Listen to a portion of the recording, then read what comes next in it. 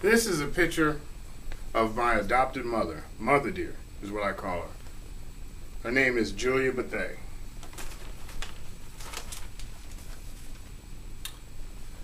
Many years ago, I was blessed by being adopted by my mother and my adopted father.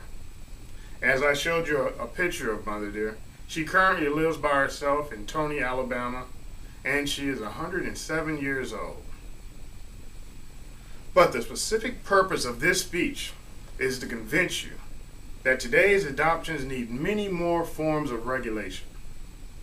This should be an important subject to many of us because of the growing number of adopted people in our society and the rise of people adopting children today.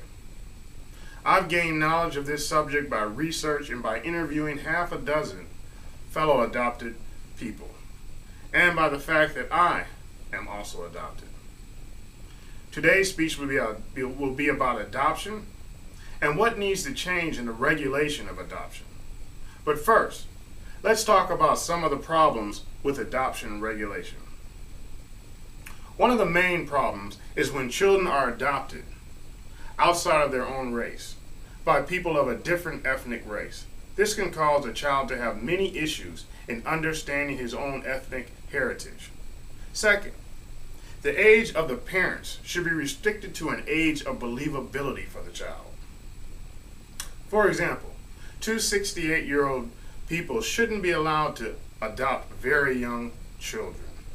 The generational gap is just too large for the child to properly fit within the family structure. Lastly, being adopted by same-sex partners can be confusing for the child and can lead to embarrassment later on in life. Sexual confusion can also be a side effect of this type of adoption. Now let's talk about some of the solutions that I brought up earlier. Some of the solutions to the problems that I brought up earlier. Solving the problem of cross-race adoption is simple. White people adopt white children, black people adopt black children, so forth and so on. Now this may sound racist, but studies have shown that the rewards of this type of adoption are immense. Large age separation between the child's age and the parent's age can be resolved by creating a 25 to 30 year restriction on adopting children. Now this restriction means that there can only be 25 to 30 year difference between the age of the child and the age of the adopted parent. Now addressing same-sex adoption. Studies have shown a correlation between small numbers of sexual deviations in children who have been adopted by same-sex partners. Now even if it's a small percentage, we should always err on the side of keeping a child safe. So saying that, I think regulations should restrict same-sex partners from adopting.